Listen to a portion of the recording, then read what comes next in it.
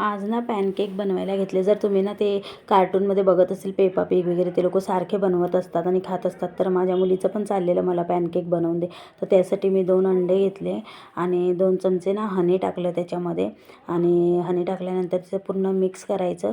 Mix केल्यानंतर ना त्याच्यामध्ये थोडीशी ना म्हणजे 3-4 चम्मच ना साखर टाकायची गोड होण्यासाठी. कारण की हनीने तर ते काय एवढं गोड होणार नाही.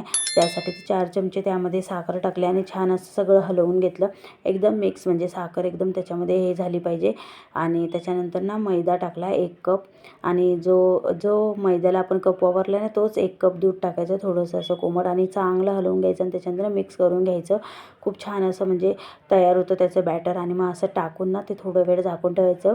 झाकून ठेवल्यानंतर त्याला ना थोड्या वेळाने लगेच पलटायचं. पलटी झाल्यानंतर असं काही तयार होतं ते. आणि मी तर पहिल्यांदाच बनवलं. तुम्हाला कसं वाटलं मला कमेंट करून नक्की सांगा. आणि असे 2 तयार करून घेतले बघा मी. छान वाफेवरच ते शिजतं लगेचच. आणि पलटून घेतलं त्याच्यानंतर झालं पण खूप छान होतं. माझ्या मुलीला तर खूप आवडलं. तुम्ही पण असं करून बघा आणि तुम्ही केलं आहे का ते पण मला कमेंट करून सांगा. बघा किती सुंदर झालं आहे ते. पॅनकेक बोलतात ह्याला. चला बाय.